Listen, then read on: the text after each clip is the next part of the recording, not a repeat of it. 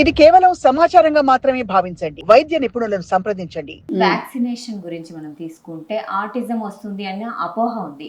దాని గురించి మీరేమంటారు? సో అది ఏంటంటే అపోహ అన్నావు కదమ్మా నువ్వు, అది అపోహే. ఓకే, సో ఇప్పుడు ఏమవుతుందంటే చాలా స్టడీస్ జరిగినాయి. ఇప్పుడు వరకు ఆటిజాన్ని ఈ వ్యాక్సిన్కి లింక్ దొరకల. చాలా రోజులు ఎంఎంఆర్ వ్యాక్సిన్ అన్నారు, ఎంఎంఆర్ వ్యాక్సిన్ వల్లే అన్నారు. ఓకే, సో ఇప్పుడు ఇండియాలో మనం 9 నెలలకి ఎంఎంఆర్ వ్యాక్సిన్ ఇస్తాం. మరి 9 నెలలు అప్పుడు ఎందుకు ఆటిజం సమస్య బయటపడట్లేదు? వేరే దేశాల్లోనే సంవత్సరం తర్వాత ఇస్తారు, మన దేశంలో 9 నెలలకి ఇస్తాం, 15 నెలలకి ఇస్తాం. సో ఆటిజం లక్షణాలు యూజువల్గా 15-16 నెలల్లో బయటపడతాయి. సో వీళ్ళు ఏమన్నా అంటాం మొదలుపెట్టారు, ఎంఎంఆర్ ఇవ్వగానే వచ్చిందంటాం మొదలుపెట్టారు. ఫస్ట్ స్టార్ట్ అయింది, అలా స్టార్ట్ అయింది. ఇప్పుడు ఎంఎంఆర్ వ్యాక్సిన్ నేను 9 మంత్స్కి ఇస్తున్నా, మరి అబ్బాయిలకి అమ్మాయిలకి ఇస్తున్నా. మరి ఆటిజం సమస్య మనం అబ్బాయిల లక్షణాలు అబ్బాయిలు ఎక్కువ ఎందుకు కనపడుతున్నాయి?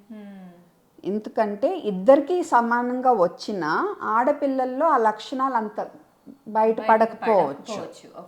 ఓకే, సో మరి ఎందుకు తేడా ఉంటుంది? ఓకే, సో ప్రూఫ్ అయితే లేదమ్మా.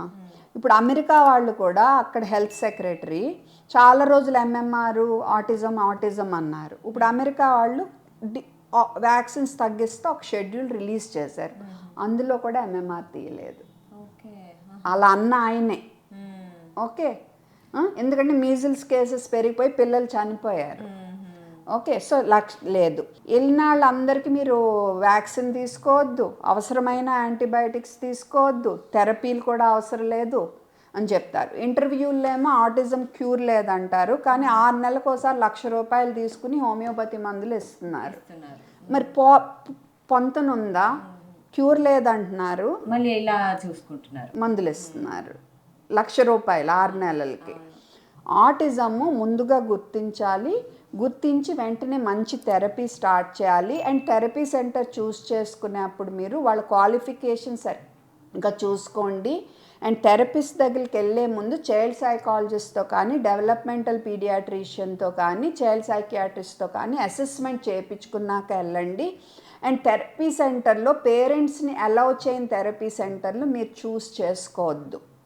పేరెంట్స్ని అలౌ చేయాలనేది లేటెస్ట్ కాన్సెప్ట్. ఓకే, ఇవన్నీ గుర్తుపెట్టుకుని సెలెక్ట్ చేసుకోండి అమ్మా. స్టెమ్ సెల్ థెరపీ అని మీకు లక్షల కొద్దీ డబ్బులు తీసుకుని మిమ్మల్ని మోసం చేస్తారు. మన సుప్రీంకోర్టు రూలింగ్ కూడా ఇచ్చింది అలా చేయకూడదని. అలాగే ఇంకేవేవో చెప్తారు మీకు, ఫంక్షనల్ మెడిసిన్ అని, ఆ న్యూట్రియంట్స్ యూ న్యూట్రియంట్స్ ఇస్తారు, విటమిన్స్. మోసపోవద్దు, థెరపీయే మెయిన్ మీకు, అది కూడా కరెక్ట్ చేతుల్లో జరగాలి. తర్వాత ప్రోబయాటిక్స్ రోల్ గురించి రీసెర్చ్ జరుగుతుంది, బట్ ప్రూవెన్ కాదు ఇప్పటికీ కూడా. సో మీరు వాటి గురించి డబ్బులు పోసేసి థెరపీ డిలే చేయొద్దు, అది మట్టుకు చాలా ఇంపార్టెంట్, గుర్తుపెట్టుకోండి. ఎర్లీగా థెరపీ మొదలు పెట్టండి. మంచి సెంటర్, మంచి డయాగ్నోసిస్ అయ్యాక, అంటే నేను ఇందాక చెప్పిన క్వాలిఫైడ్ డాక్టర్స్ చేతిలో డయాగ్నోసిస్ అయ్యాక మంచి థెరపీ సెంటర్, పేరెంట్స్ని అలౌ చేసే సెంటర్లోనే తీసుకోవాలి.